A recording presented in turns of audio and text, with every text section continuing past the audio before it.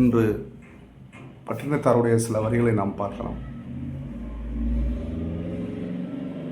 ரொம்ப பிரமாதமான அற்புதமான வரியை சிந்திக்க வேண்டிய ஒரு வரிகள் இதெல்லாம். நீயே உனக்கு சொந்தமில்லை, நீயே உனக்கு சொந்தமில்லை, எதற்கு இந்த ஆர்ப்பாட்டம், எதற்கு இந்த ஆடம்பரம்?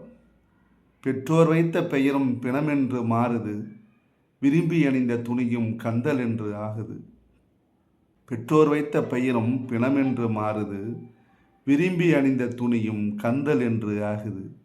பாடுபட்ட சேர்த்த சொத்து வாரிசிடம் சேருது, கூடி வாழ்ந்த மனைவியும் கூடவேவா சாவது?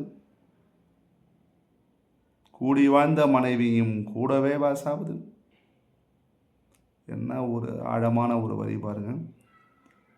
எப்படி இதெல்லாம் ஒரு எழுதினார் இறைவன். அவர் நாவலை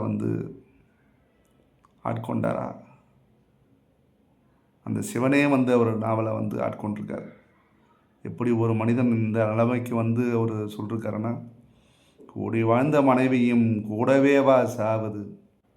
சொந்தமென்று சொல்வதெல்லாம் உனக்கு சொந்தமில்லை, சொந்தமென்று எல்லாம் சொன்னதெல்லாம் எதுவும் உனக்கு சொந்தமில்லை. நீ வந்த மண்ணில், இப்படி நீ வந்த மண்ணில் அவன் தந்த உடம்பில் சொந்தம் என்பது ஏதடா உனக்குன்றிருக்காரு. நீ வந்த மண்ணில் அவன் தந்த உடம்பில், அவன் தந்த உடம்பில் சொந்தம் ஏதடா உனக்குன்னு கேட்டிருக்காரு. எப்படி ஒரு அற்புதமாக கேட்டிருக்காரு பாருங்க, சொல்லியிருக்காரு. நன்றி, வணக்கம். நமச்சிவாய வாழ்க. சம்போ மகாதேவா. தென்னாட்டோட சிவனை போற்றி, எந்நாட்டவர்க்கும் இறைவா போற்றி.